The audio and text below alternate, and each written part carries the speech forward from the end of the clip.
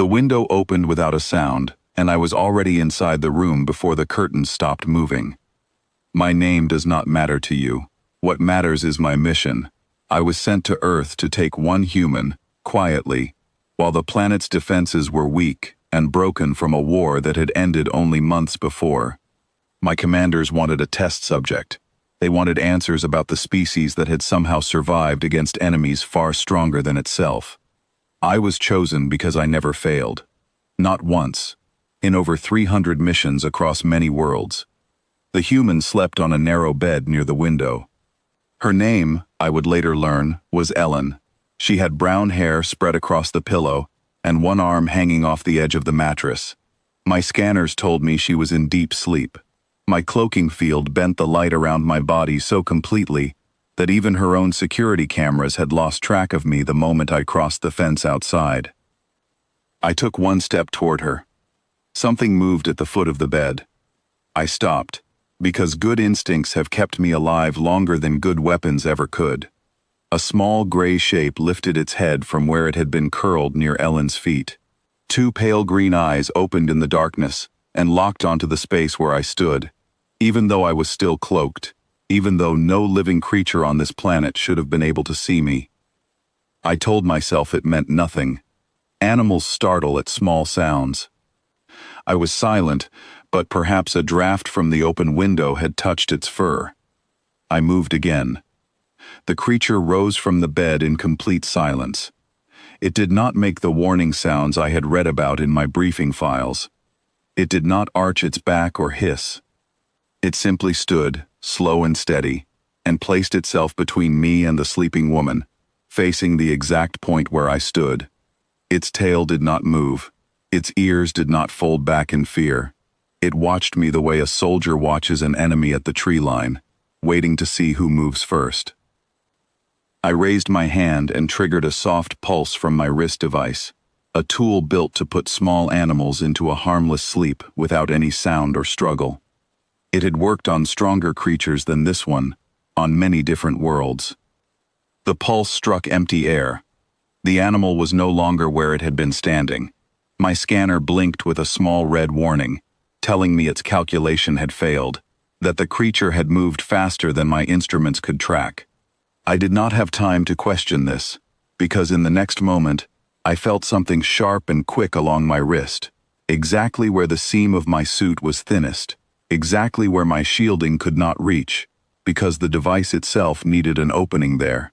It happened so fast that the pain arrived only after I understood what had caused it. The animal was already gone from beside me, already leaping onto a wooden shelf, where its paw knocked a small clock to the floor. The sound of it breaking was loud in the quiet room, far louder than anything I had made in my entire mission. Ellen stirred. I still had a few seconds before her eyes would open enough to see anything clearly. I told myself this was still under control. It was not under control. The animal came at me again, not with any weapon, not with any training that I could detect, but with pure, focused purpose. It moved across the room the way water moves through a narrow crack, finding every gap, every space my shielding did not cover. I felt small stings across my arms and shoulders, quick and precise, never deep enough to truly harm me, but sharp enough to break my focus again and again. Every time I tried to steady my aim, the creature was already somewhere else, already forcing me to turn, to flinch, to lose the one thing my mission depended on most. Silence. My cloaking field began to flicker. I could see the faint blue outline of my own arm appearing and disappearing in the dark room, and I understood, with a kind of disbelief I had never felt on any other world, that a small animal with no weapons and no armor was slowly and surely undoing 300 successful missions. Ellen's eyes opened.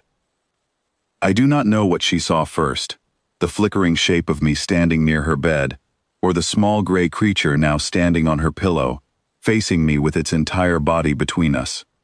She sat up fast, pulling back against the headboard, and her hand found a lamp switch on the small table beside her. Light filled the room. I stood there, fully visible now, my suit torn in several places, small lines of pale blue blood showing through the fabric. The creature, whose name I would later learn was Whisper, did not run from me, and did not run to Ellen either. It simply stayed exactly where it had placed itself, from the very beginning. A small and steady shape, guarding the one person it seemed to care about more than its own safety. Ellen did not scream the way I expected. She stared at me for a long moment, her breathing quick, her hand still resting near the lamp. Then she looked down at the small animal standing guard on her pillow, and something in her face changed from fear into a strange, quiet understanding, as though she trusted this creature completely, even now, even facing something she could not explain. I knew then that my mission had already failed. A failed mission with a witness meant only one choice: retreat before backup arrived, before alarms could be raised, before anything worse happened to either of us. I triggered my emergency recall signal, a small device built into my collar, for moments exactly like this one. Before the signal could pull me away, the creature moved one final time. It did not attack. It simply stepped closer to the edge of the bed, closer to me, and looked directly into my eyes with a calm and steady focus that I have never forgotten. It was not fear I saw there. It was certainty. A quiet promise that no matter what I was, no matter where I came from, it would always stand exactly where it stood now, between danger and the person it had chosen to protect. The recall pulled me into the sky a moment later, my suit torn, my mission a failure, my pride shaken in a way 300 successful missions had never managed to shake it. My commanders did not believe my report at first. They asked how a trained operator, someone who had walked unseen through fortified cities and armed camps, could be driven away by a small domestic animal, with no weapons, and no technology of any kind. I did not have a good answer for them then, and I am not certain I have found a perfect one even now. What I do know is this: humans did not need to build a wall of steel around that small apartment. They did not need alarms wired through every window, or guards standing watch through the night. They had already placed something small and quiet at the foot of that bed, something that did not care how strong I was, how silent my steps were, or how advanced my equipment happened to be. It only cared about one thing, and it had decided, long before I ever arrived, that nothing would cross that line while it stood there. Weeks later, through channels I am not permitted to describe, I learned a little more about Ellen and the creature called Whisper. She had found him as a small kitten years earlier, alone and cold outside a shop in her town. She had carried him home, fed him, and given him a warm place to sleep every night since. In return, without any training, without any command, the small animal had appointed himself her protector, watching over her through every quiet night, waiting for a threat that, until that evening, had never come. My people study strength in armies and weapons and shields. We measure danger in numbers and firepower. We had never once considered that a 4-kilogram creature curled at the foot of a bed might carry a kind of loyalty stronger than any army we had ever built. It cost me nothing to admit, in my final report, that I had underestimated an entire species without ever truly seeing it. I added a new entry to our records that night, one that my commanders have quoted more than any other file I have ever written. It said simply that small size does not mean small danger, and that the fiercest guardian on that planet was not hidden behind locked doors or armed patrols.